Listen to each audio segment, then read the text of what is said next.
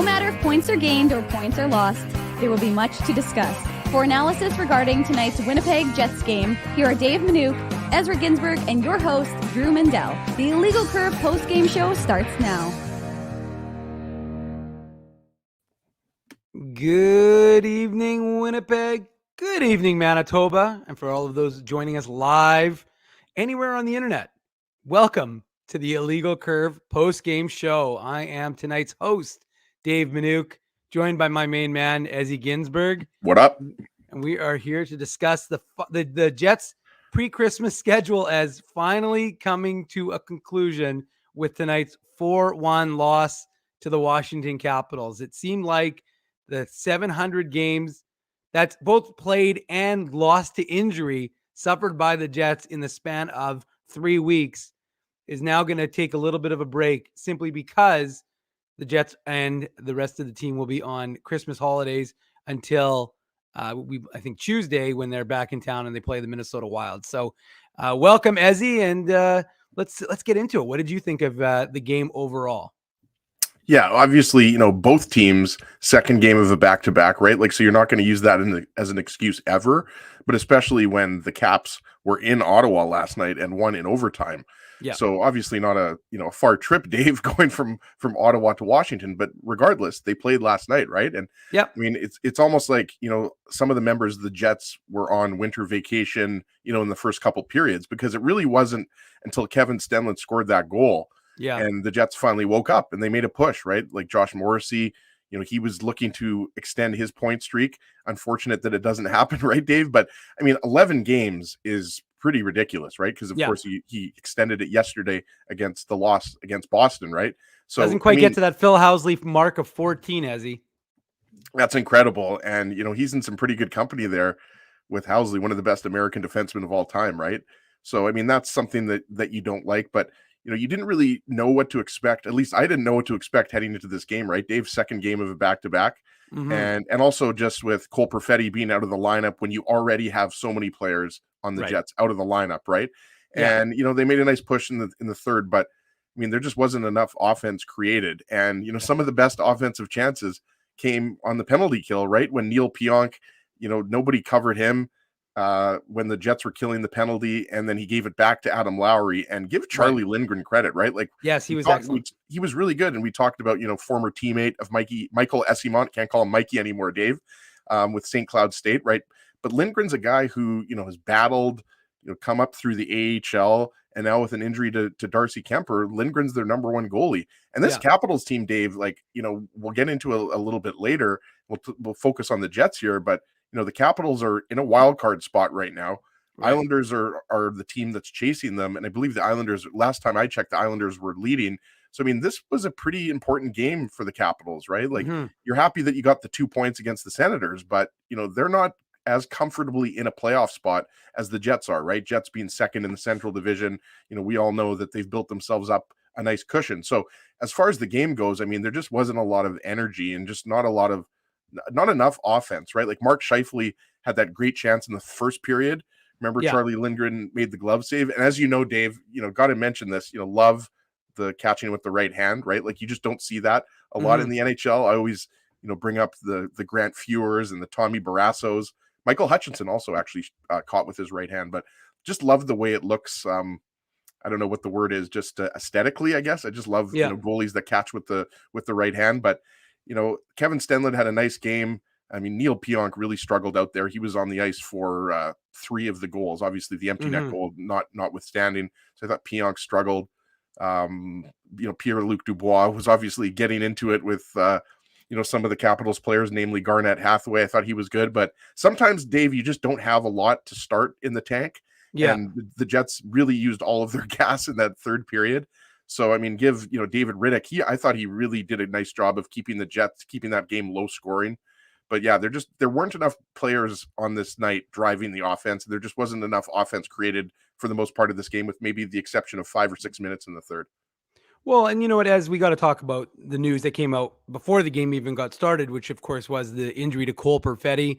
Nobody really anticipated that because it happened very late in the third period in Boston with only about 3 minutes to go in that game where he, I think it was Actually, I don't remember which Bruins player hit him, but hit him pretty hard in the shoulder. Jake DeBrusk, Dave. Was it Jake DeBrusk? Okay, Yeah. so it was Jake DeBrusk who hit him in the, as he was kind of making a play towards the net, and he left the game, and we didn't know at the time because again it was somewhat late in the game, and you're trying to watch whether the Jets pushing for the equalizer, and sure enough, Perfetti doesn't play the last little bit, and then today Scott Arniel, the associate coach of the Winnipeg Jets, says that Perfetti is out for tonight's game, and he's going to be evaluated in Winnipeg. And of course, it when you see that injury to Cole Perfetti, and we're not going to pretend like we're doctors here, but it does make you think of the hit by Oleksiak when in the Seattle game last year, which cost Perfetti, a lot of time last season. So you hope that it's not as bad as whatever happened to him last year. But you don't know. And you just think, he was able to shake it off a little bit. So you're hoping that that's nothing significant for the Jets rookie, who's had a really good rookie season, 6 goals, 14 assists in 32 games for Winnipeg. But another tough injury. And that's been the story of December. The Jets have persevered. And so sure, the Jets have lost 3 of their last 4 games. It has been a tough stretch for the Winnipeg Jets. But you're looking at a team that's dealing with 7 injured players. And, whether you've got a defense out, you've got a ton of your forwards out. It's a reality. We're not here to make excuses. If the Jets don't play a good game with their full lineup, we criticize them. But, you do understand when the Jets have a number of the Manitoba Moose in the lineup, how it is it's a different hockey team. And look, the reality is I actually don't think the composition of the lineup is as significant as the scheduling. I actually think the scheduling is harder because look, the Jets had this lineup with Perfetti, they beat Ottawa 5-1. So was anybody saying, well, the Jets only have AHL guys in the lineup when they beat Ottawa 5-1? They almost beat the Bruins. Well, one of those AHL guys was the goal scorer tonight in Kevin Stenlund, right? And Mikey Esimont, Michael, I got to stop saying Mikey was moved up, right, in the lineup. He of course was a healthy scratch for, what was it, 3 games, Dave, or 4 games? And then 4. He went into the lineup and he was elevated in the lineup, mainly because of the injuries the Jets have in the top 6. And you're absolutely right.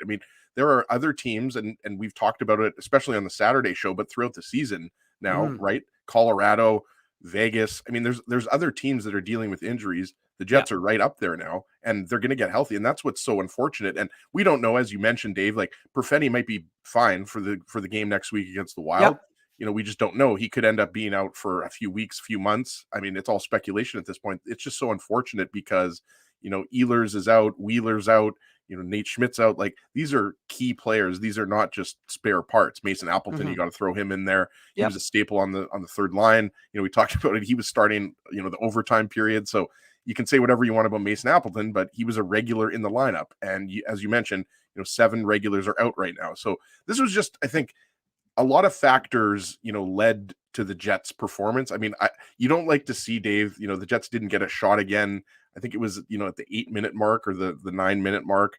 And then again, in the second period, they came out flat. I believe they only had 3 shots in that entire period, right? Yeah. So, and one of those was the shorthanded chance by Adam Lowry, right? Right. So, and the incredible save by Lindgren. So you could look at this game, but it's the last game and you can say whatever you want. And we've been doing the show for 13 and a half years. These guys are already thinking about their holidays and they're not going to use that as an excuse, but second a game of a back-to-back on the road, like these guys want to catch their flights and go home or, go to Hawaii or go to Mexico or wherever they're going to go.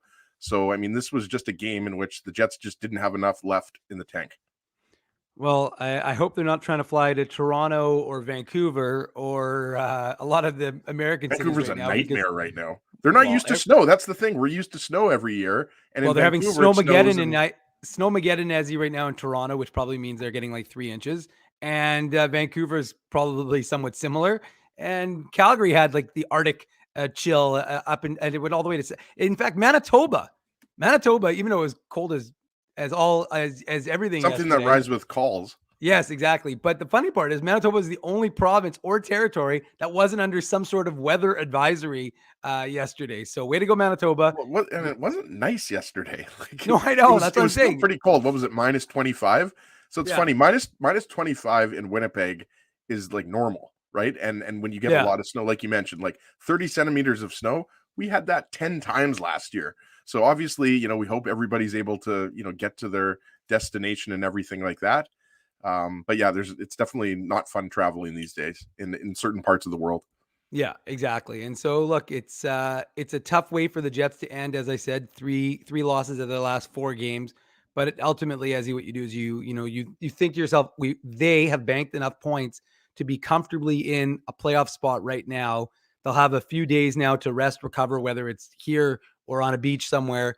And then ultimately they come back and we'll find out. Look, we know that the crazy thing for this lineup is it's not as if relief is coming anytime soon, based on the fact that we know that even though Manalainen and Ehlers were on the trip, they're still a couple of weeks away.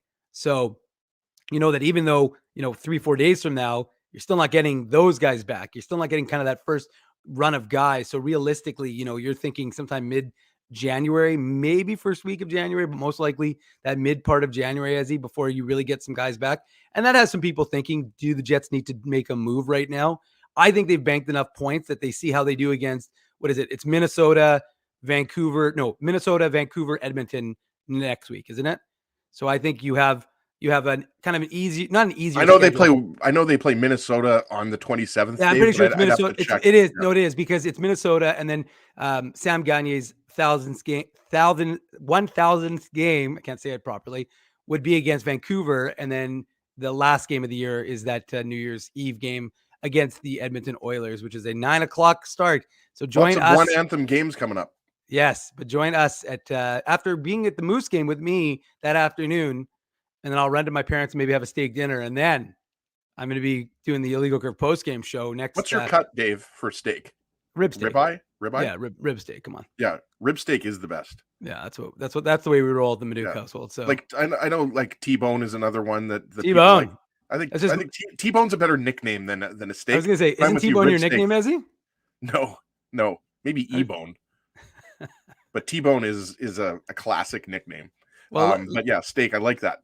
Steak's always good. Steak's never a bad decision. That is true. Well, it's also never a bad decision getting into the Betway post-game show recap. And that's brought to you, not surprisingly, by Betway, one of the most trusted voices in sports betting, both in Canada and all around the world.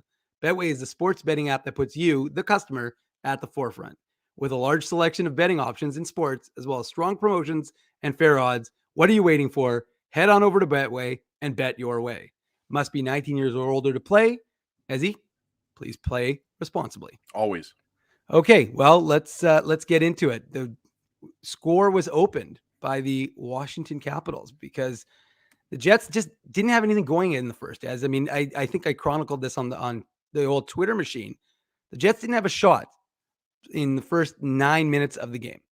I mean, it's pretty remarkable to not actually get a shot on goal. And sure enough, the first goal, not a great goal either. And David Rittich had made some nice saves in that first period, I thought, but he gives up 8-0-1 to Alex Ovechkin.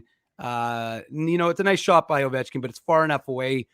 Brendan Dillon's stick may have gotten, I don't know if it interfered in some way with Rittich and his view of the shot. But how did you see that goal that opened the score and gave Washington a 1-0 lead? Yeah, I mean, obviously that turned out to be the biggest story. Ovechkin passing Gordie Howe, and now there's only, we know which guys left to pass. Wanted to mention too, Dave, after Scheifele took that hooking penalty early in the first period, that was a really good penalty kill, and we know that Ovechkin is who they're going to go for, who they're going to try to get the puck to, right, on the power play. So I just wanted to mention that. I thought even though the Jets really they were flat, let's be honest, and they didn't have a lot going offensively, I did like the penalty kill early in the first period after Scheifele took that hooking penalty. A rare night where Scheifele takes a couple penalties. We'll get into the unsportsmanlike conduct penalty later, but I'm sure, that penalty is the type of one that drives Rick Bowness and the coaching staff crazy, right? But yeah, I mean, it starts with a turnover, right? Neil Pionk turns over the puck in the neutral zone. Eric Gustafsson ends up getting it up to Ovechkin, and then Ovechkin just plays a little bit of give and go with was it Dowd or no? Who was it? It was, I forget who he gave the puck to, and then it was dropped to Ovechkin. Was it Dowd, Dave? I forget, but it was Eric Gustafsson that got the puck up. Sorry, Ezzy, I was muted. I didn't realize it was Strome. Pardon me, Dylan Strome. Yeah, that's his line mate. Dowd's a fourth liner. He got a goal later in the game, but yeah, so just a nice outlet pass by Gustafsson to Ovechkin, crosses the line. gives it to Dylan Strome, and then gets it back to Ovechkin. I just thought Brendan Dillon gave him a little bit too much room there, but Neil Pionk was out of position, and it was just a bad turnover in the neutral zone. And we've seen Ovechkin, shoot the puck like that so many times. And obviously David Rittich wasn't happy with that shot just based on, how far out it was. But Ovechkin's got a great release, and, you're not going to blame that on Rittich. Just as I mentioned before, I just thought Pionk had a rough game. And you know what? It's easy for me to say that. This is, the fifth game in 7 days. Yep. But we mentioned earlier, he was on the ice. Dillon and Pionk are very reliable. That's not in question. Just wasn't, a great game for them, individually, even though you could tell Pionk was trying to create offensively in that third period and in the later stages of the game. But in that particular case, just bad turnover and a nice little give and go between Strome and Ovechkin, even though I forgot that it was Strome, thought it was Dowd. But Ovechkin, got the ball rolling with 8:01. Yeah. And look, I think what it comes down to is it was readily apparent to those of us watching the game, which is everybody in the chat and you and I here on the show, as that the Jets just didn't. I mean, look, as you said to start the show, the Capitals, they played last night in Ottawa. So both teams had to travel. Both Ottawa, in fact, their game went to overtime. So, the Jets played a heavy game against Boston. I would imagine Ottawa didn't give the Capitals that same sort of difficulty, even though the game went to overtime. But the reality was that the Jets just didn't have it. And when you don't have a shot through 9 minutes of a game, I mean, that's just not a good sign. When you don't possess the puck, and the advanced stats weren't, terrible. I think in the first period, I don't remember exactly what the high danger chances for and against were. I know at one point it was only like 7-4 in favor of Washington. The possession was definitely all Washington. Oh, yeah. For the majority of the game, but especially in the first couple periods. And the Jets just didn't seem to have a lot of, whether, I don't want to use the word chemistry, but they just didn't seem to have it. There wasn't a lot of flow, I didn't think, to their game. I didn't think the passing was great. I just thought a lot of guys were standing around. They looked aimless, and it just didn't seem like they had it tonight, from at least in the first period. And you thought, okay. And, it's like we always joke, right? We always say, what is the excuse going to be? Is it that you're really tired in the first period, and then you kind of you get rid of the lactic acid in your legs, and then you're ready to go finally later in the second and for the third period? Or is it you still have a little rest left in the tank in the first period, and then it dies off in the second and third? The narrative fits whichever way the game ends up.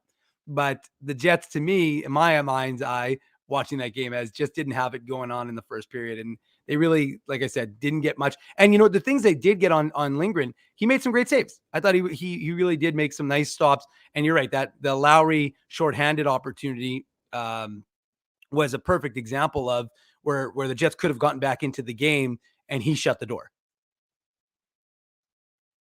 Yeah, absolutely. That was in the second period. And we mentioned, Scheifele had a point blank chance in the first period. And it was a really good save by Lindgren. Pierre-Luc Dubois had a chance in the first period, I remember, but there weren't a lot. And there weren't a lot in the second period either. We talked about it, 3 or 4 shots for the Jets in the second period. So, I mean, the Jets were lucky that the Capitals were only up 1-0 after one period, right? Like Rittich was really solid. And, again, we'll get into the next goal. It doesn't end up being a power play goal. But Dylan DeMello didn't like the penalty at all. And, it's understandable. But it was just a few seconds after Dylan DeMello came out of the penalty box. But again, I mean, this was one of those games. It wasn't a high event game. The Capitals were definitely the better team, but there's no doubt that, the Jets didn't have enough, whatever you want to call it, energy, enough, whatever word you want to use. But you want to get into the next goal? No? Sure. Get onto that goal, which, by the way, speaking of the next goal that anyone could have had this player. He was available, Sonny Milano. And I believe, Ezzy, I want to give you credit because I was thinking about this. I was tweeting about it. I was pushing. Well, I was going to say, I want to give you credit. The knock on Milano has always been like he was a first round pick, right? Or was he a first round pick or a second round pick? The knock on him has always been, he can be streaky.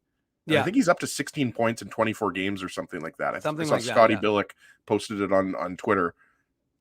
So that's been the knock on him, and that he's not the best defensive player. But you look at him, he racks up points. And you got to give the Jets credit. Like Axel Jonsson-Fjallby and Carson Kuhlman are guys that you're not expecting a lot of offense out of, even though Jonsson-Fjallby got an assist on the Stenlund goal.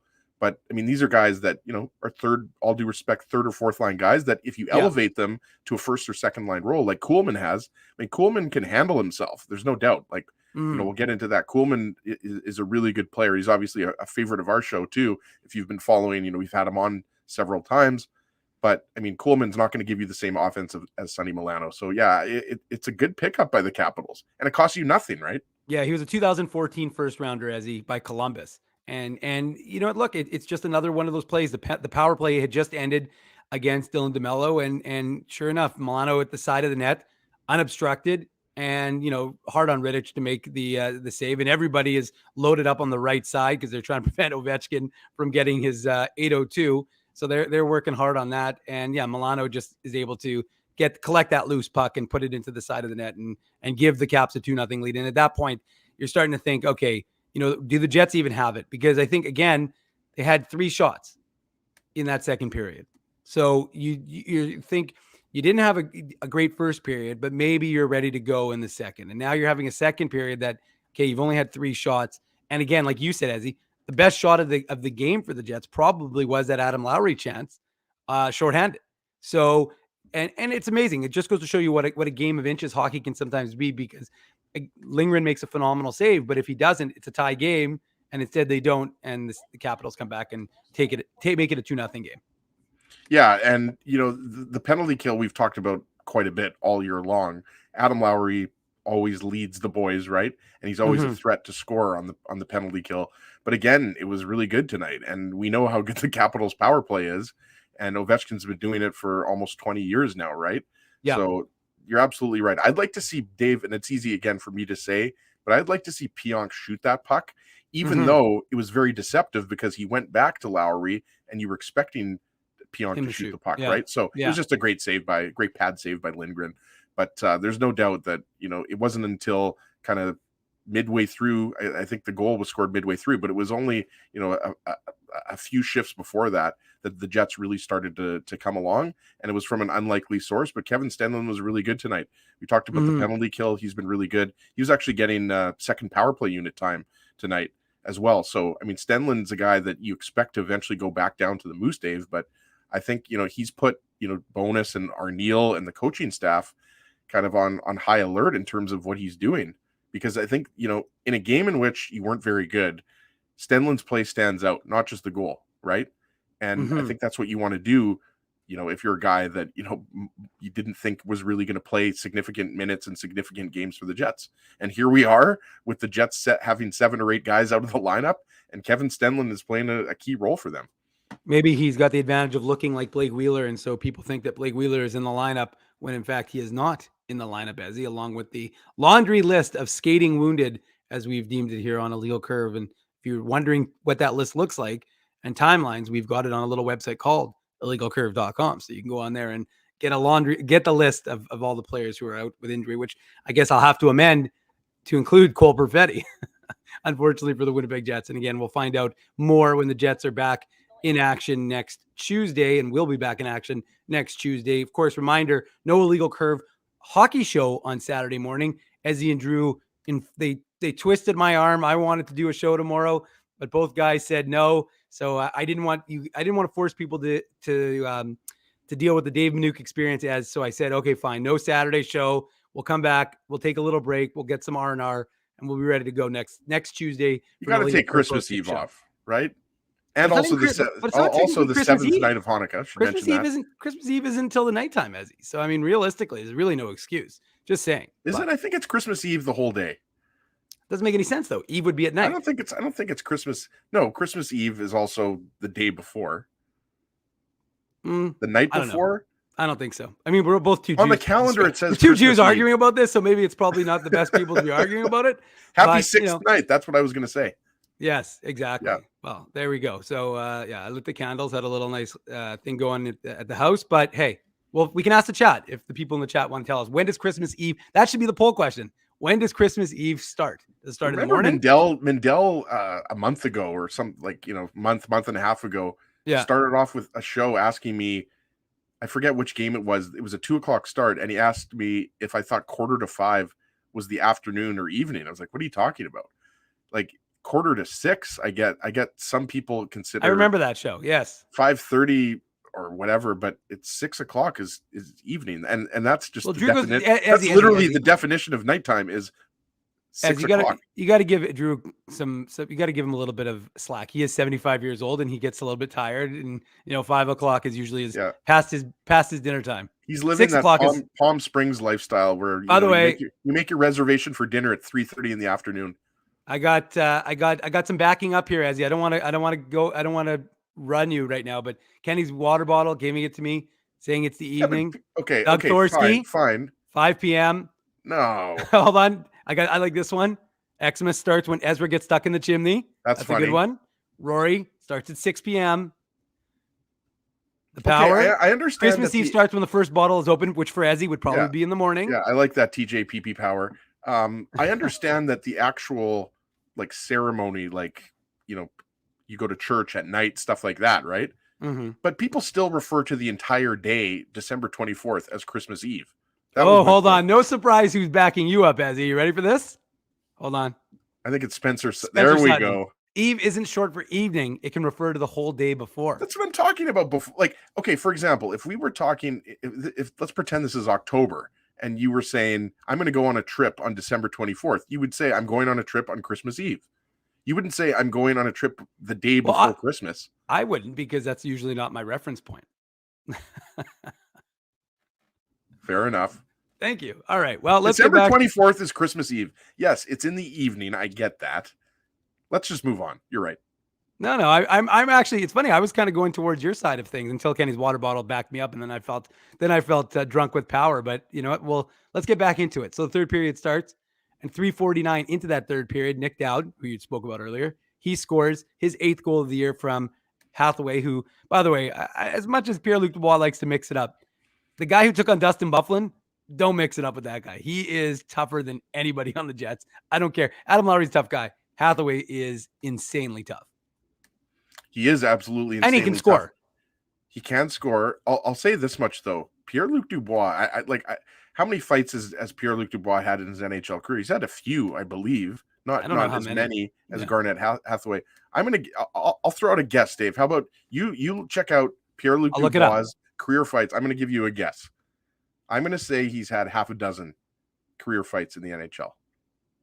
I bet I'm pretty close, but the fact of the matter is, if I can speak here, Garnett Hathaway is more of a established fighter. But I will say this much: Dubois can handle his own.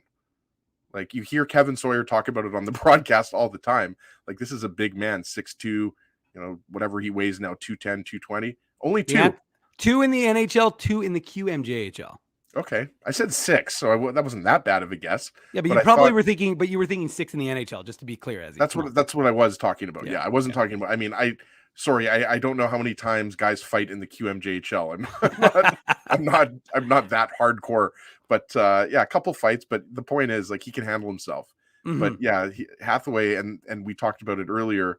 The Capitals, Ovechkin was not liking Kyle. I don't know. He thought Kyle Connor slashed him that bad. I didn't think it was that bad. But even when the play went back into the Capital zone, Dave, Ovechkin and Connor were chirping at each other. So you love to see that, right? I'm not sure. Maybe they were just talking about where they're going on their Christmas holidays.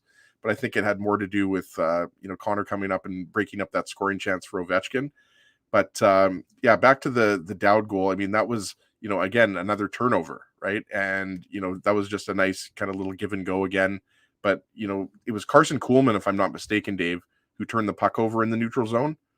Give me the thumbs up. I think it was Carson Kuhlman. I'd have to go back, right? And we talked about Kuhlman, not picking on him at all, because I actually thought he had a strong game, and he's had a strong game since coming over from the Kraken. But fourth line got it done for the Capitals, and I thought Nick Dowd was noticeable all night long. Another guy, kind of journeyman NHLer that's been on the Capitals for the last 4 or 5 years, but he's really found a role on that fourth line, playing with Garnett Hathaway and who's it? Alexi Protas is the other guy, I believe, on that fourth line. So again, turnovers just really cost the Jets, I thought, quite a bit tonight. And you know what, Ezzy, what I was going to say is that it took the Jets a little bit of time still, because at that point, 3-0, I tweeted it from the IC account. I said, well, this one's over. I mean, that's done. And I look, we haven't said that very much. There's this Jets team, and you and I always joke, whether we're in the press box, we're here at my place watching the game. We often joke, the Jets are down, you'll say to me, or I'll say to you, well, the Jets are coming back and winning this game. And a lot of times you have that belief because this team has shown that they can have that ability. But with the way the schedule has gone, with the way the injuries have decimated this club, a 3-0 game in the third period seems fairly insurmountable, I thought. And until, Kevin Stenlund scored his second as a member of the Winnipeg Jets at the 9-minute mark, it really didn't seem like the Jets had much of a chance to really even get back into this game. And I don't know what the shots ended up 16-7 for Winnipeg in that third period, but it was a nice example of what Kevin Stenlund does. So first of all, Kevin Stenlund was good on the faceoff circle, which is an area that's been of extreme weakness for the Winnipeg Jets. I mean, and aside from Lowry and Gustafson, Dubois, I believe, he was terrible yesterday though. As he 50%, he was, but he was 0 for 10 against Bergeron yesterday. I mean, that's insane. And I don't know what. And you got to tip your hat to Bergeron, right? Like one of the best two-way centers of all time. But you're right; it's pretty tough to go 0 for 10. Yeah, and I don't think he was particularly good today either. So I mean, face-offs. I joked about it on last night's show, I said I think the Jets should take some time instead of going away on holidays. They should just go to the Iceplex and or whatever it's called now. The Hockey is for All Scotiabank Hockey for All Center. There we go. Lowercase. Okay. Because the uppercase might offend someone. So anyways, so the point is that they should go there and they should just be practicing their face-offs because that has become an area of weakness. And I know there's been guys who have looked at the numbers and whether face-offs really cost you hockey games, but not having possession of the puck has, especially on power play opportunities, has really, I think, hampered the Winnipeg Jets in the last few games. And so you're seeing that. And look, Kevin Stenlund, good for him, going to the front of the net takes the Kuhlman rebound and he puts it into the net. And you're right, as he seems to be bringing in. What was Dylan Strome doing there? Speaking of Dylan Strome, like Strome was trying to clear the puck. Like he was trying to get control of the puck there, but with 6'4" Kevin Stenlund there, I'm not sure, if he was aware of that, but just questionable. But yeah, I mean, Janssen, if you want to get into that goal that made it 3-1, Dave, like Janssen Fjällby, good speed, throws the puck on net. Lindgren, who was gobbling up rebounds really nicely all game, gave up a juicy rebound. Yeah, and it was Kuhlman that got the first whack at it, if I'm not mistaken. And then, as we talked about, the puck's laying there, and Strome's trying to make a play, and he just isn't really hard on the puck. And then Stenlund just slaps it in, right? So yeah, that was a greasy goal, and that was the type of goal that they needed, right? You needed the fourth line. We talked about, that was arguably the Jets' best line tonight. I mean, Mark Scheifele clearly did not have it tonight, but you can understand that. I mean, both of his line mates, so they're kind of recycling line mates around him, and there just wasn't a lot of offensive punch.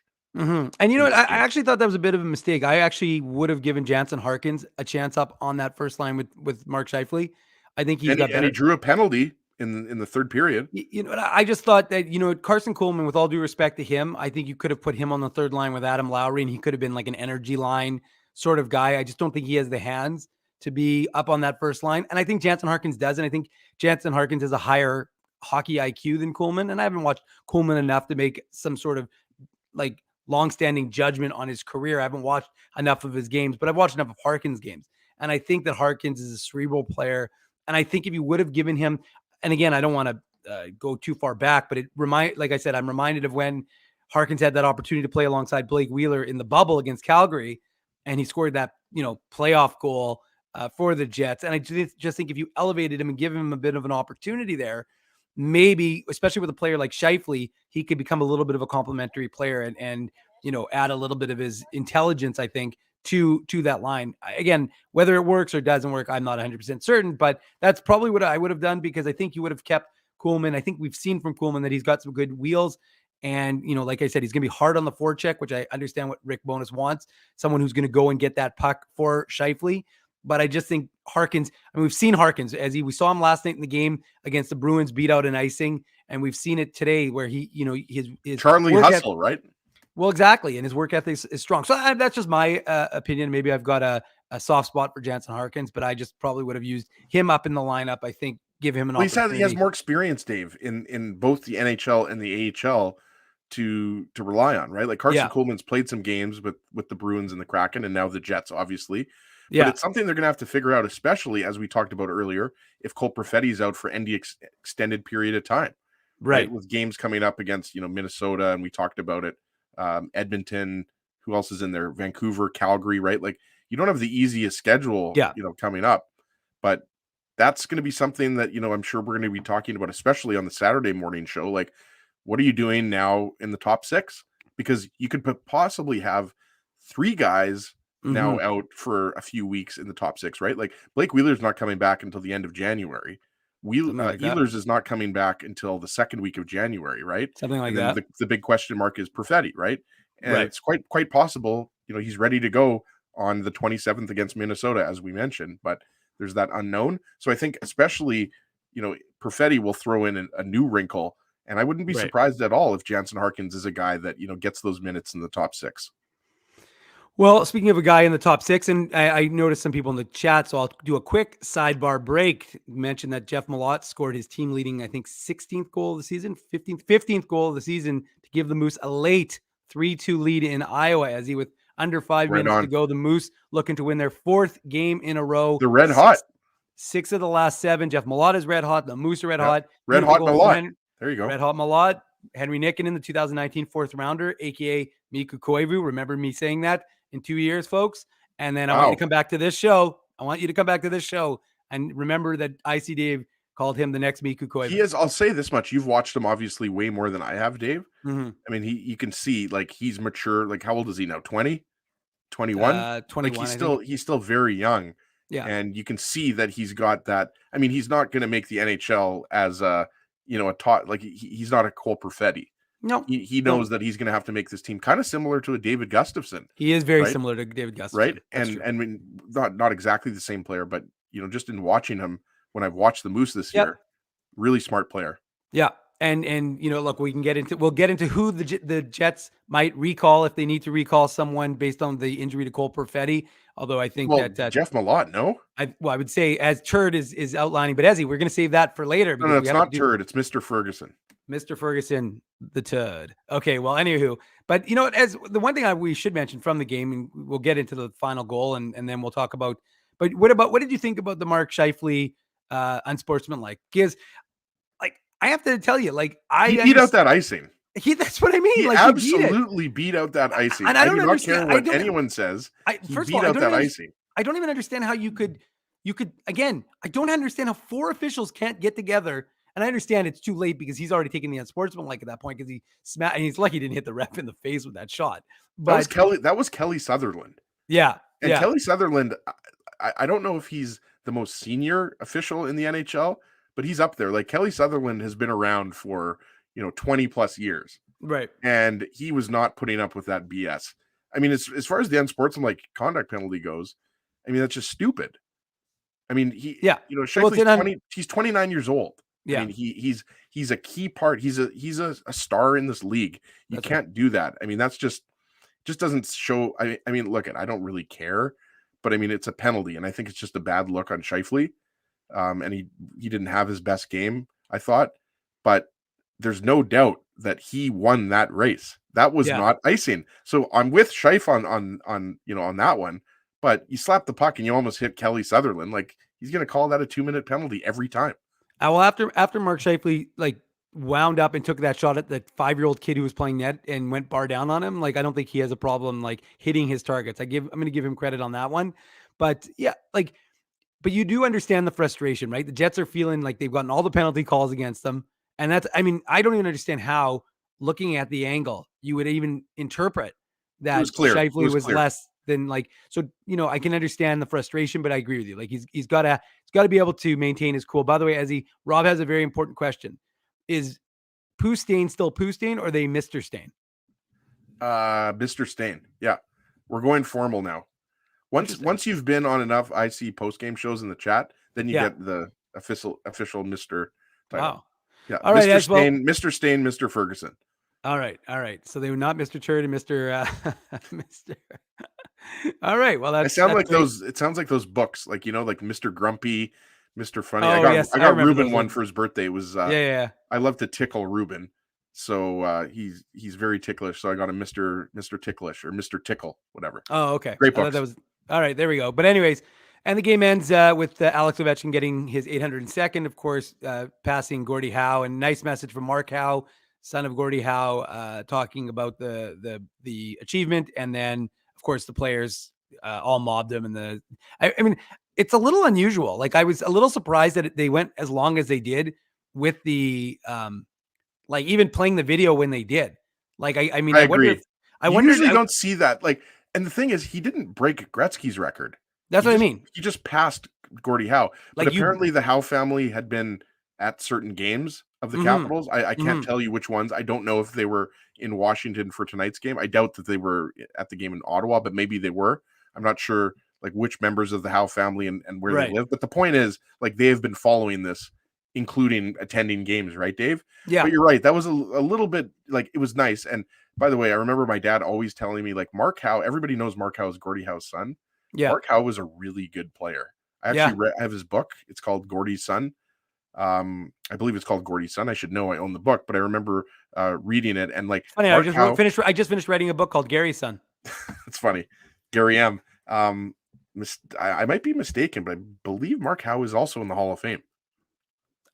He might be. So I think he is a very good defenseman. So he was not just the son of Gordie Howe, a decent NHL player. He was a really good player. So I just always remember my dad telling me how good Mark was. He wasn't that far off, and of course he ended up playing with Mark and Marty for the New England Whalers, Dave, if I'm not mistaken, in the WHA when they all played together. So. Yeah. And then, as you know, Gordie Howe played for the Detroit Vipers. When he was in his 70s, right? So Gordie's he's Mr. Hockey, period. I mean, there's nothing else beside that. He's a legend. So that was cool. But yeah, it was a little bit weird that it happened in the third period. It was also weird that Ovechkin looked like he didn't right before that. He hit the post. He passed.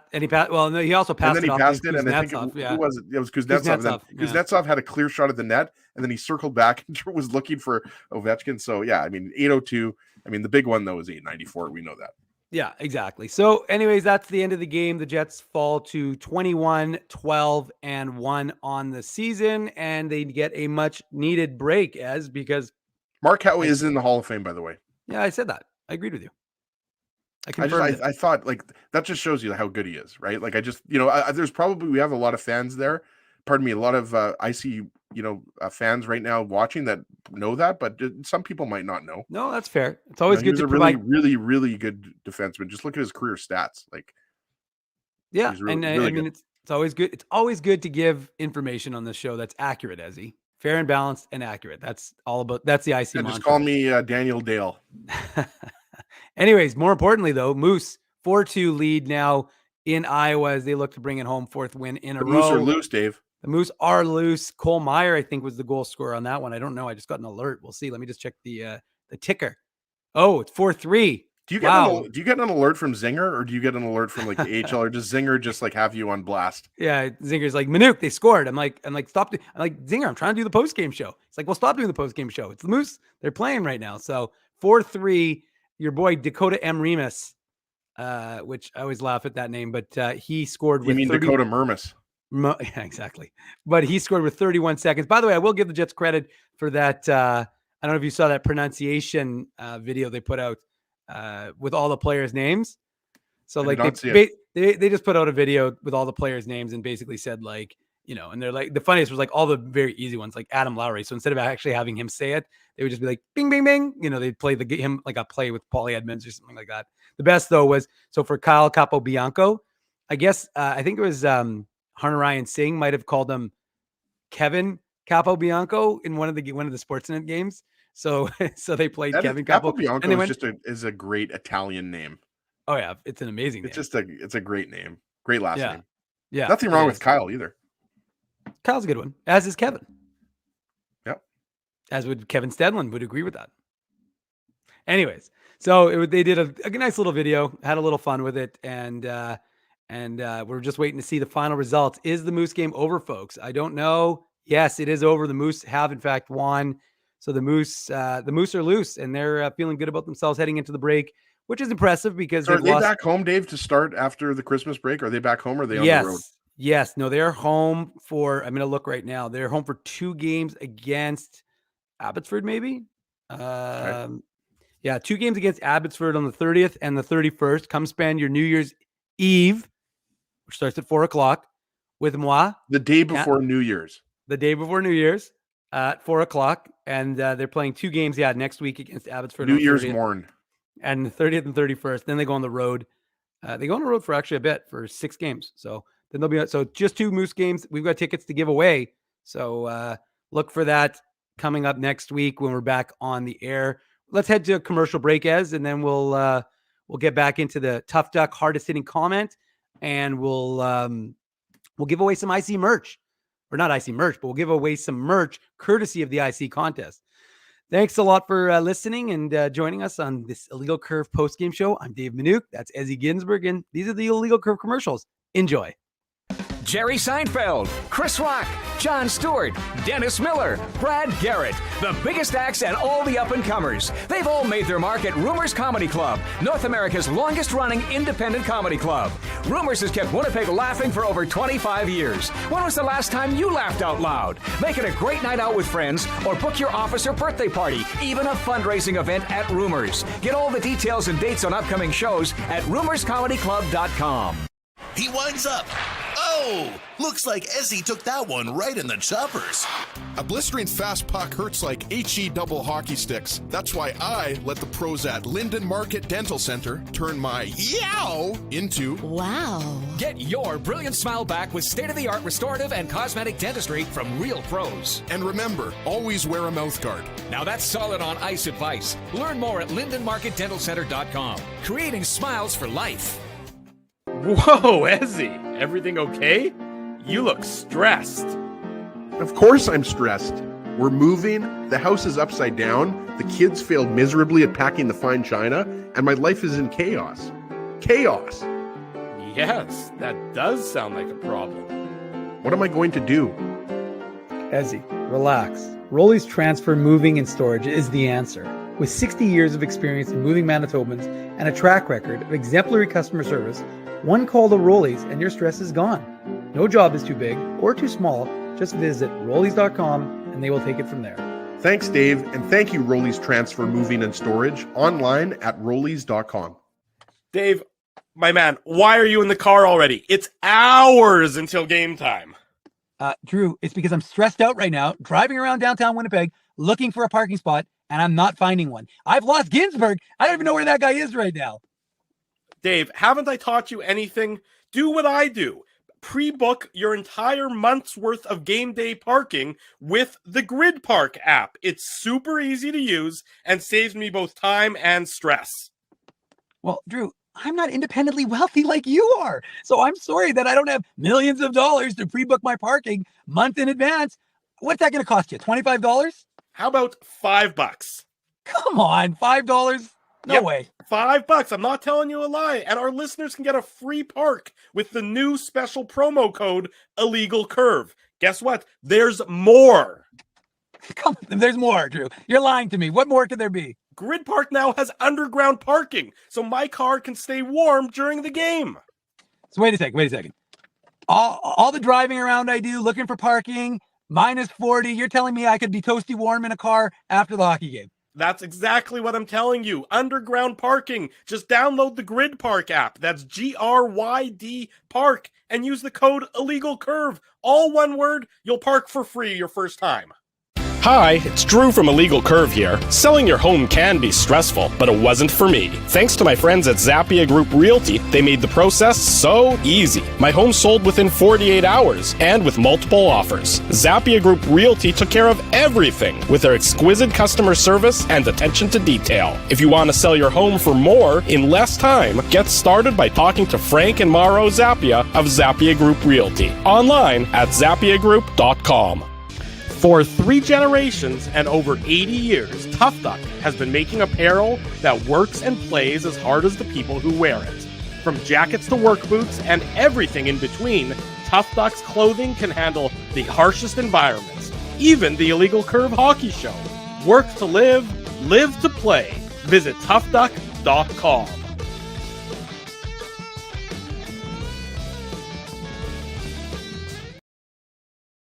Welcome back to the Illegal Curve postgame show. Minuk and Ginsburg. We're rolling along as the game is over. The game recap that was brought to you by our friends at Betway. And we want to give a big thanks to our friends at Betway because they brought us the game recap. It's simple, fun, and safe to bet with So head on over to Betway and bet your way. Must be 19 years or older to play, Ezzy. please play responsibly. Always. Always. You always do. As we know, you're very responsible in all aspects of life. So hope folks enjoyed our commercials. We tried to make them good for you. I know that it's amazing. I think Rob Mahoney said about an hour before just now said, do we still have to wait an hour before we get to see these commercials? I mean, I don't even know if people want to be part of the show. As I think once they're done watching the commercials, they take off. It's like the Super Bowl, right? Yeah. Like the Super Bowl is the one sporting event where you actually look forward to the commercials. Like nobody really looks forward to the commercials during a regular season or even a playoff hockey game, right? But at the Super Bowl, you know they're going to bring out the goods. You are right, Ez. So I'm going to go back and get the Tough Duck hardest hitting comment. It could take me a while to get back there, though, as he picked one from like hours ago.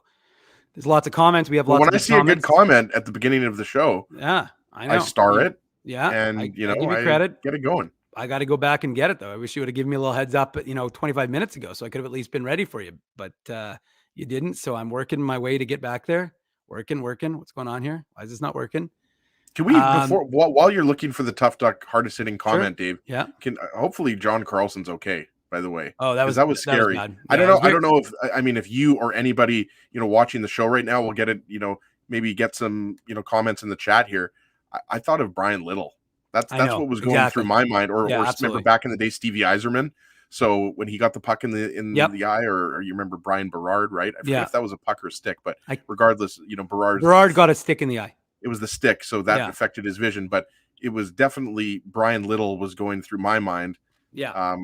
So, hopefully John Carlson's okay, because, he obviously left the game and that was scary because that was, his former teammate, Brendan Dillon. And you can tell Dillon, Dave, he was affected by that.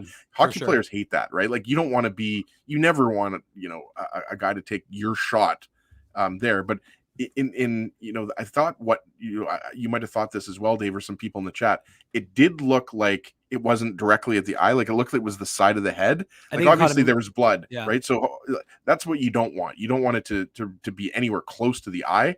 Right. But regardless, I mean, you just don't want to see that. That's a hard slap shot from Dillon. And that wasn't tipped. That was directly up in his, straight on. Yeah. In his head. And there you could see the blood. So hopefully just wanted to get that in there. Hopefully John Carlson's going to be okay. I'm sure he will be. Well, let's, the only thing we want to see hard hitting is the hard hitting comments for the Tough Duck. So Ezzy, you gave it to Kim Sawchuk. Give us the reason why. Yeah, we'll give it to Kim. I've seen Kim in the chat many times before. I like this comment. As you mentioned, it was from earlier in the show. There is a difference between an excuse and an explanation for a loss. Too many injuries, rough schedule makes for a less than stellar performance, but appreciated that final goal. I think Kim is obviously talking about Kevin Stenlund's goal. She's not talking about Ovechkin's empty netter there. So yeah, I like that comment from Kim. And I agree. I mean, a lot of teams are dealing, like we didn't even talk about, like Washington, Dave, is still without Nicholas Backstrom. They're still without Tom Wilson. Yeah. And they're still without, who am I forgetting? Connor Brown, who's a big pickup for them. So those are three key players, especially when you're talking about, Backstrom, who's their number 2 center, and you're talking about Tom Wilson, who often plays, with Kuznetsov and Ovechkin. So Washington's got injuries too. So you don't want to use that as an excuse. But anybody who watched that game, even if you are the most diehard optimistic Jets fan, I mean, you could see that, the boys were tired and they're ready for the Christmas break. So Kim, great comment. Love it. Send me an email, Ezra, EZRA, at illegalcurve.com, or you can slide into my DMs on Twitter at ICSEG, and Tough Duck will ship out a toque to you. It won't happen until after the Christmas break, but you can still send me an email with your mailing address, and then you will receive a Tough Duck toque in the mail. And Ezzy Bailey, our intern, she mentioned, don't forget TJ Oshie. TJ Oshie of War Road. Yes. I think, unfortunately, TJ Oshie is spending a lot of his time right now working on his clothing line, not so much on the ice. I have a War Road shirt. Picked it up at a UND game. Someone's doing well. Yeah. You see Josh Morrissey wearing it. You see Pierre he always wears it. Yeah, that's a good point. Well, it's time to declare a winner, and I can confidently say nobody guessed the unique code word of the day. Now, people were giving me the gears as I was chatting before the game in the chat, and they were saying, well, first of all, they were reminding me that I hadn't changed it. So everyone was kept trying to enter it. And it turned out they were entering the old word because I hadn't actually updated it. So that was a problem. Then I hadn't put it, then I'm like, yeah, it's done now, but I only updated it on our program here, as not actually in our program that people enter. So they couldn't become winners because there wasn't a unique code word. And again, like I said, the usual cast of characters trying to guess it, begging me for clues. I love that people try to guess it, by the way. That's awesome. I do too. I enjoy that. I actually think that's why I'm challenged. That's why, when you and Drew were making fun of me, talking about how easy my code words were. No. I wasn't. It was because you called it a secret word earlier. Yes. And I like that you've changed it to unique, even though you might want to change it to obscure because some of the references, but that's good. You're also educating people, right? Well, that's why this one is going to be educational, it's not going to be obvious. People were trying, they were hoping, but that wasn't what you were going to get today, folks. So today, the unique code word of the game. And for the record, I was not a Grinch. I was Hanukkah Harry today, Ezzy. You know why? Because I didn't make it worth 5 points. I didn't make it worth 10 points. I didn't make it worth 15 points, which Kenny's water bottle asked me to do. I made today's unique code word. If you're willing to stick with us, 5 games in 7 days, and watch a couple of a stinker like that, the day before Christmas morning. So if you're willing to do that, this entry is worth 20 points. 20. That's 20 huge. Points. So you got 20 points if you stuck with us. I should only make it live for like 10 minutes and then just end it, because that way I know the people who watch the show, those are the true ones, not the people, disappearing unique word. Although I don't want, the people who listen to the podcast, they're entitled to it as well. So let's roll through it. As the unique code word is 51st state. That's right. 51 ST state, STATE. Now, if you're thinking to yourself, is that because the District of Columbia isn't technically a state? That is because the District of Columbia is not technically a state, even though Congress has voted to make them a 51st state. The problem is the Senate has not ratified that. So as a result, it's not likely to pass, but the people in Columbus, in the District of Columbus, because it is more populous than like 2 or 3 of the actual states that isn't represented. Doesn't DC have like 1 million people? Oh no, it's more. It's bigger than that. It's massive. What's the state? What's the state beside DC? Is it Virginia or Pennsylvania? Yeah, Virginia. Yeah. So anyway, so I went. I've been to DC a couple times actually. It's very pretty, very nice city. No big deal. Lot of museums. I've always wanted to visit DC. I mean, it is cool. I will say, not just for the White House and the Capitol Hill and everything like that. I mean, the White House, to be honest, you go to the White House, there's a bunch of nuts out there. It's just a big house. Yeah, I'm like our friend Rich has a White House. I mean, that's not that big a deal. And the thing is, you also see it. It's so iconic that you see the White House literally on TV every single day, right? Like, especially if you watch like CNN or some of the, those or Fox News or C-SPAN or whatever, right? Like they're constantly showing the White House. So it's like when you see it, you're like, oh, okay, I've seen this building 10,000 times in my life. But yes. Well, anywho, so the point is that the house is white, but there are like I said, it's a remarkable city. Some of the museums are incredible, and they're all I think they're all free, so you can just kind of walk in. What's it called? There's too many to mention. Like the Air and Space one is phenomenal. The Holocaust Museum is there. Holocaust was the one I was going to say. I obviously would visit if I was there. Yeah, it's pretty depressing actually, but yeah, it's worth. It's important though. I was going to say it is. You go in there and you're very depressed after, but like it's a good thing to pay attention to. Let's put it that way. It's one of those things that you need to remember the history, because it can repeat itself if we don't pay attention to things like that. And a lot of them, even like the natural history. That was what I was trying to remember. Natural history is very cool. So they've got some cool. I'm more of an artificial history type of guy, Dave. But I agree with you, Ezzy. I agree. Anywho, but we got to give a winner. So there is a winner, and I was hoping it'd be Rob Mahoney. I wanted Rob. If I could, you and Rob need to stop this bromance, Dave. Like, this is getting out of control. Well, I'm pretty sure Rob's actually a big Drew fan, actually. But I like Rob because nobody's a Drew fan. There is actually no, that's not true, Ezzy. I was very disappointed, actually. I don't know who. I can't remember. See, I've already repressed the memory, so I don't remember who it was yesterday who was saying I was actually their 5th favorite media member in the city, or maybe I was their 3rd. But Drew was their 1st. I can't remember who it was, but it was very depressing. So 5th. What? 5th. I wonder where I was on those rankings. Maybe I just get like a participation ribbon. Sorry, I should have muted myself. Have some water. That's why I've got my water here, Dave. I know. So Rob Mahoney Rob, if I could put my thumb on the scale and make you the winner, I would. But that's why you just got to keep entering. Oh, Prime Timer. See, Prime Timer hold on. Prime Timer says they're now an IC Dave fan, used to be an IC Drew guy. So Drew, some people like Drew's curmudgeonly nature and his like kind of, his style. When are the IC Hunger Games going to start? Well, Ezzy, it is Festivus. It is, and believe me, we're going to air our grievances about Mandel. We're not going to end this show until somebody gets pinned. Yeah, we're definitely going to air our grievances about Mandel in about 2 minutes. But first, let's give away that IC contest gear, authentic Jets gear. The winner is Brian Harder. Nice. Brian Harder, I believe, of Steinbach. So Brian is the winner of worth the trip. It is worth. Well, it'll Do they be still worth say that, by the way? Like, is that still part of the marketing campaign of Steinbach to say it's worth the trip? Because they have a lot of car dealerships, right? They do have a lot, but there's a lot of car dealerships in Winnipeg too. So yeah, I'm not entirely certain. But that used to be the thing, that I think that there was like you would get a better deal in Steinbach. I'm not sure why, but I remember that used to be a thing. No, that's well, of course, because remember they had to entice you to drive 45 minutes outside the city to go to Steinbach. So 45 minutes, because that's so long. Like people in Winnipeg like complain about driving from the south end to the north end. It's ridiculous. Like, have you ever driven in Toronto or Montreal? Like if you work downtown and you need to get home, it takes like 2 hours to get home. But in Winnipeg, people are complaining about, I have to drive to Transcona. It's like 25 minutes. Frosty Winnipeg thinks the slogan of Steinbach now is, we have booze finally. That's funny. That's funny. And Kenny's water bottle says, airing of grievances was earlier. The show will end with feats of strength. We have alcohol finally.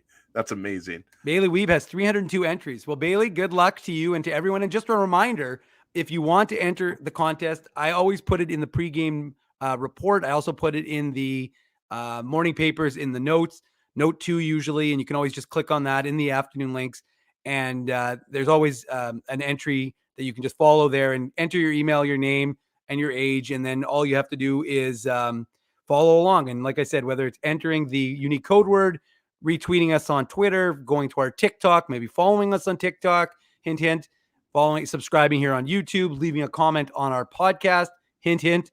Then if you just do those things, folks, you too can gain lots of entries in the contest. And remember, it's not just authentic. We've got jerseys, we've got hats, we've got shirts, but now we've also got the grand prize, which is a pair of tickets to any NHL game of your choice next month. So if you win in December, you get to a game of your choice in January, and then in January you'll have a choice of a game in February. And that doesn't include airfare, by the way. A few people have asked you, I know, Dave, about airfare. We're hooking people up with NHL tickets. Yes, we do not work for Sunwing. We don't work for WestJet. We're not going to. We don't. Our budget isn't that big that we're going to be able to hook people up with airfare. I wish that was the case. But Brian's in the chat. This is great, Brian. Awesome. Well, let's just I didn't mean to cut you off, but I'm glad Brian's here. Merry Christmas, Ryan. Brian, what better early Christmas present than getting some Jets merchandise? Well, the only problem is he's not getting it before Christmas because unfortunately Dave M is done for the day. But and give Brian some stocking stuffers. Like maybe we can give Brian like an icy puck. I got bad news for you. I got like a stack of delivery. I saw Doug is in the chat. I still owe him Spencer Sutton. I owe Frosty. I owe Kenny. I got a lot of people I got to make deliveries for. That's going to be a between Christmas and New Year's situation, folks, where Dave M clears out. I got Phyllis. I got so many. Lisa. There's so many people in the chat that I still have to get all their gear to. So don't worry, folks. See, you're good at announcing the winners. But then you have to deliver to the winners. Yes. Well, we're going to get it to everybody. We're going to get it. The weather has been, the roads have been terrible. I almost got stuck actually backing out of my kids' daycare today. So it's not, it's a little bit better and it's much worse in other places. But so we got to give Dave, Dave is, covering the Moose. He's covering the Jets. He's covering the ice. He's running the contest. So just give Dave a little bit of time, but you will get your merch sometime in the next week or so. Well, Ezzy, that's almost like it was an invitation to do something. Hold on a second. 1 second. Uno momento por favor. Are you suggesting it's time for... Put on your antlers. It's time for the Minuk Moose Minute on the Illegal Curve Hockey Show. I was actually going to text Daniel Fink and see if he wanted to come on and like break down the Moose game for us. I thought that'd be hilarious if all of a sudden Dan jumped on with us and started doing the a long, not just a regular Moose Minute. And I know, Ezzy, we can't do too long. You got to get up early, so we're going to try and cut this relatively short. And then when you texted Dan, he responded, "How did you get this number?" Anyways, over in Iowa, the Moose were loose and ready to take on the Iowa Wild in their division, of course, division rival. And it was a 0-0 game after one period of play. And then Andre Schuster, as he got the goals. The game started 1-0 early in the second period on a assist from Nick Patan.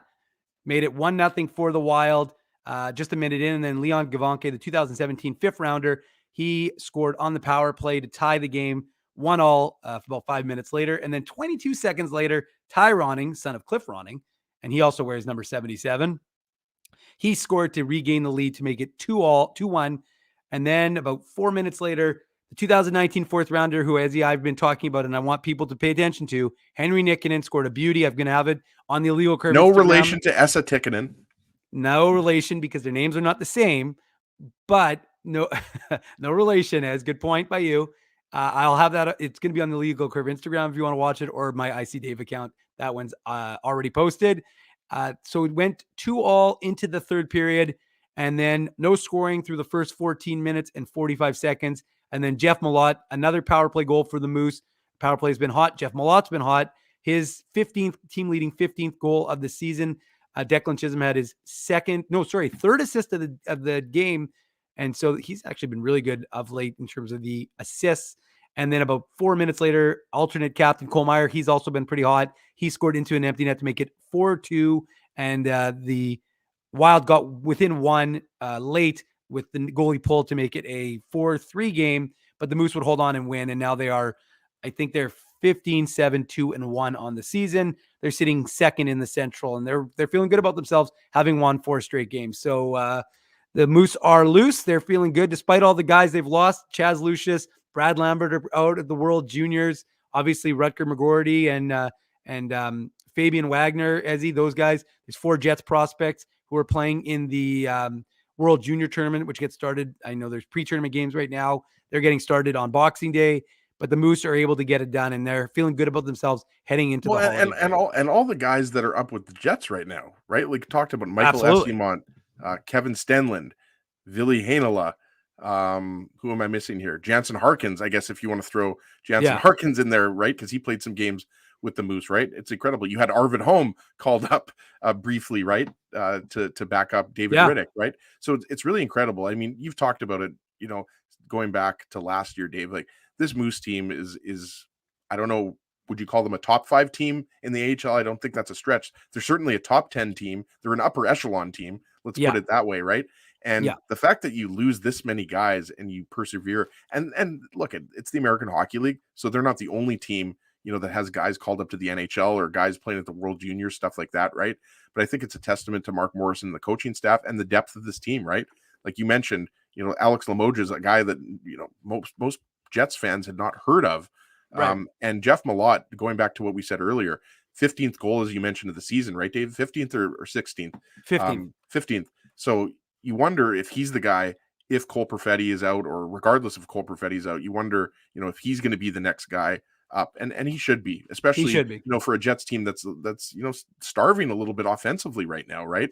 With Ehlers out and Wheeler out and Perfetti out tonight. So, great to see. I know that, you've developed a good relationship with Jeff Malott, and you've had a chance to, post some interviews with him on the website, and you did an awesome job with that. So Malott's a guy, I think, that you love those stories, an undrafted guy, went to college, and, he's made the most of his opportunities. He's turned into, one of the best Moose players in his short, AHL career. So I definitely think that, he's going to get a call up eventually. It's just a matter of time. Yeah. And you're 100% right, Ez. And I think he is the kind of guy who you want to, like, the Jets need. He's a guy he's a big body, 6'4", 6'5". He goes right to the dirty areas. That's where he scores almost all of his goals for the Moose. And he plays big. Like, he's not overly physical. He's not like a tough guy. Like, I wouldn't say he's like a Lowry type, but he's not afraid to be in the dirty areas and creating chaos in front of the net. So yeah, Jeff Malott is likely, if the Jets have to go to the farm club and make a recall. And the benefit, of course, is the Moose again don't play until the 30th, which of course is a week tonight. So they don't play again until Friday, Saturday. And so if the Jets do need someone for a few games, yeah, you're not taking anybody away from any regular season games, right? That's right. Exactly. So it's a bit of a benefit for the Jets, and it's a good thing overall for the Moose, because you want the guys. I mean, again, consistency is one of the hardest things in the American Hockey League. And I'll never forget that 2017-18 was it 17-18 team was the best Moose team I've ever seen. Like, they were the most talented team by far. It was unbelievable.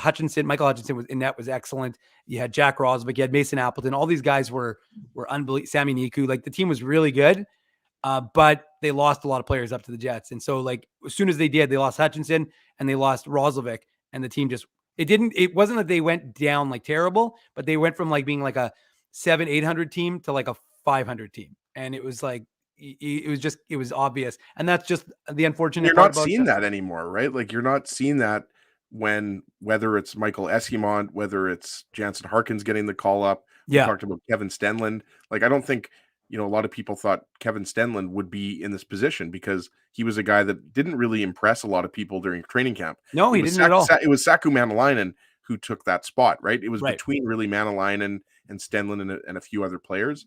But it shows you, I mean, pro scouting, I mean, the True North organization does a great job of bringing in guys that, you haven't really heard of, and they end up, there's a reason why they're in this business, right? Yeah. And so they find guys, whether it's coming out of college, like another guy I know that you've really liked is Wyatt Bongiovanni, right? Another guy coming out of college.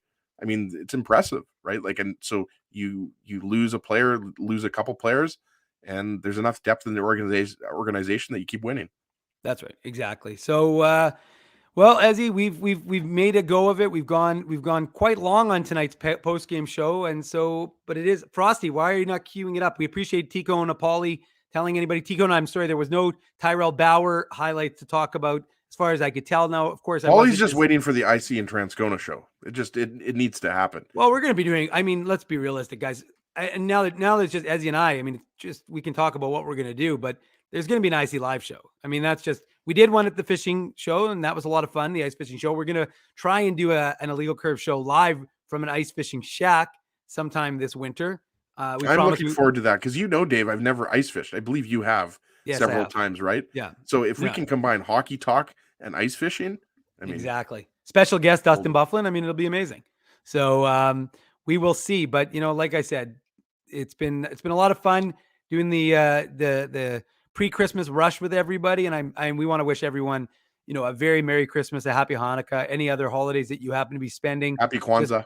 Happy Kwanzaa, and just embrace your loved ones, enjoy your time with them, enjoy your time with your friends, your family, your opportunity to relax, and we hope everyone has a nice holiday, because we love doing the show with the chat, and Ezzy and I say this every single time, whether it's just the two of us talking or when we're saying it to the chat directly. But I mean, it's amazing how many people ask me about, the difference between being on radio and this. And I said, I feel bad saying it, but it's not even like the best thing that ever happened to us was TSN going kaput, because it's made our interaction with people so much more significant than it ever would have been than the way it was.